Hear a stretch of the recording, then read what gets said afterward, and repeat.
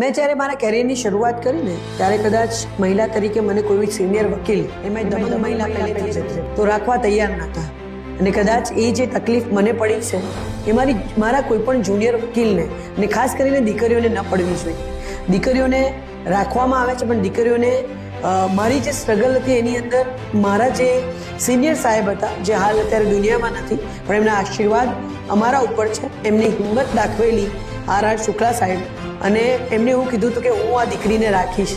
એમના 51 જુનિયર હતા, એમાં 51મો નંબર મારો હતો અને હંમેશા કહેતા કે કદાચ મને એવું લાગે કે મારી પેઢીને અગર આગળ વધારશે તો આ દીકરી જે એવી છે એ કદાચ આ 50 દીકરાઓને ભારી છે અને એમને જે મને સપોર્ટ કર્યો એવા સિનિયર બધી જ દીકરીઓને મળવા એ ખૂબ જરૂરી છે. આજે કદાચ આર શુક્લા સાહેબનો જે આશીર્વાદ છે એના કારણે હું અત્યારે આ પ્રેક્ટિસ કરી શકું છું અને હું અત્યારે આટલી સક્સેસફુલ છું કારણ કે એમને પણ સેન્સિટાઇઝેશન શીખવાડ્યું હતું. કારણ કે જ્યારે તમે એક વકીલ તરીકે તમે જ્યારે શપથ લો છો, તમારી ડિગ્રી આવે છે, એ ડિગ્રી આવ્યા બાદ તમે સમાજ માટે કામ કરો છો અને સમાજ માટે ખાલી માત્ર ને માત્ર એડવોકેટ તરીકેની ફી એ ઇમ્પોર્ટન્ટ નથી હોતી પરંતુ આ સમાજને તમે કેટલું પાછું આપશો આ બધાનું યોગદાન અગર કરવાનું જોયું હોય. મેં ઘણા જીવન ચરિત્ર કારણ કે હું પણ જર્નાલિઝમ કરેલું છે, મેં વાંચ્યા છે અને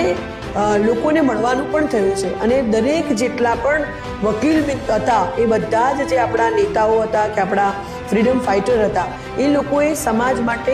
ઉત્કૃષ્ટ કાર્ય કર્યા છે. અને આજે હું બધા વકીલ આલમમાં બધાને કહેવા માંગીશ, બધા ખૂબ જ સારી રીતે કામ કરતા હોય છે પરંતુ આપણે જ એવા લોકો છે કે જે સમાજને બદલી શકીએ છીએ, નવા સમાજનું નિર્માણ કરી શકીએ છીએ અને આના માટેની એક એવો સબ્જેક્ટ આપણે રાખીએ કે જેની અંદર સોશિયલ રિફોર્મેશન કેવી રીતે આવે અને બધા વકીલો પોતાના દેશ માટે પોતાના રાજ્ય માટે કેવી રીતે કામ કરે આવી એક ટ્રેનિંગ પણ હું કરાવવા માંગુ છું. જો મને આ મોકો મળશે અને જો હું ઇલેક્ટ થઈને આવીશ તો દરેક પ્રકારની ટ્રેનિંગ જે મારા દેશ માટે યોગ્ય હશે એવો હું પ્રયત્ન અવશ્ય કરીશ. મારું નામ સોનલ જોશી છે અને આ અવાજ બધા જ વકીલોનો અવાજ છે અને આ અવાજ ક્યારેય દબશે નહીં.